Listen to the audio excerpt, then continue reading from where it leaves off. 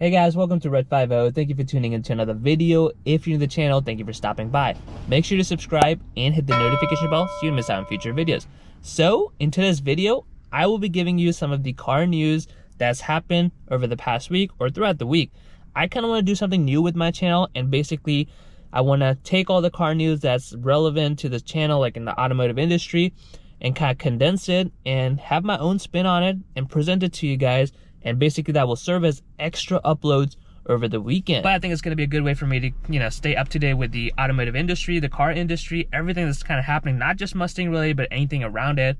And it's going to be a good way for you to kind of get a condensed version of the video, which highlights all of these important things that are happening in the automotive industry. With that being said, let's dive into this episode 1.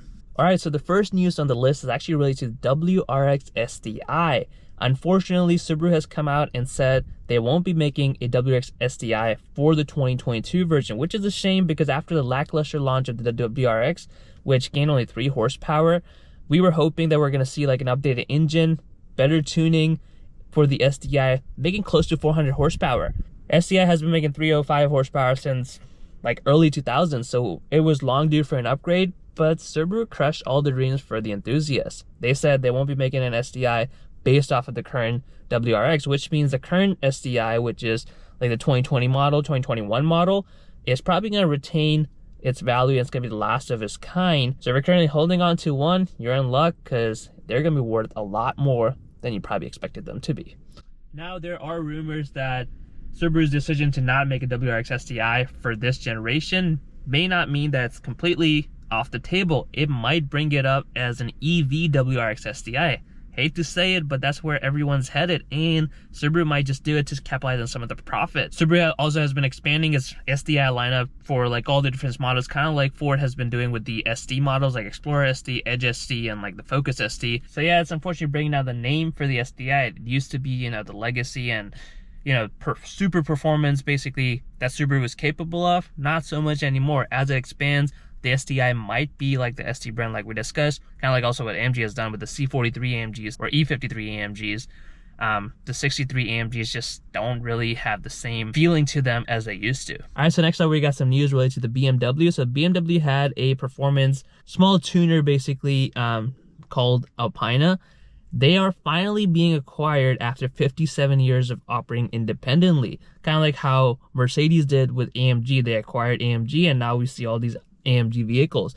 BMW is also doing something similar where they're acquiring the performance brand Alpina, where they're going to be merging. That means the tuner is going to have access to a lot more resources being operated under BMW versus what they did on their own. That means there's also going to be a lot more performance versions coming out, although I'm not sure if they're maybe doing it for the electric version. They haven't really clarified it, so it's kind of up in the air what the acquisition is really going to result in.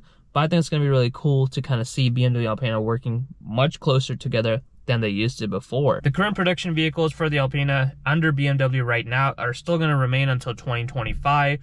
They normally do like 7 series, although there are 5 series versions as well. I don't think I've really seen a 3 series version for their performance because M3s is just so well known.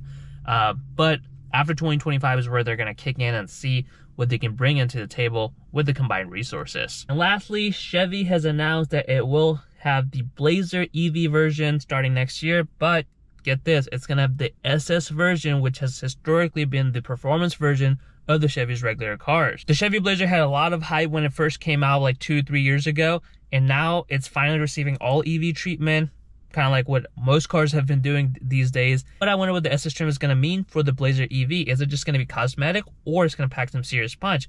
I would have to say, given the weight of the vehicle, they would have to go with dual batteries. So the performance should be there given it's an electric vehicle.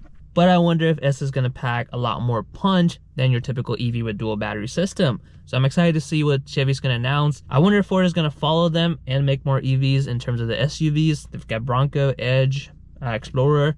I think it's only a matter of time where most of these vehicles are gonna be EV. Well guys, I hope you enjoyed this new scoop, Red 50 new scoop, or whatever you want to call it. I haven't decided what I'm really gonna call it if I decide to do it weekly. I'm really interested in your feedback. Please let me know below in the comments. Do you enjoy these kind of videos, or do you prefer I stick to, or do you prefer I don't do the extra uploads and just stick to my regular Mustang content? As always, subscribe to Red 50 for more content.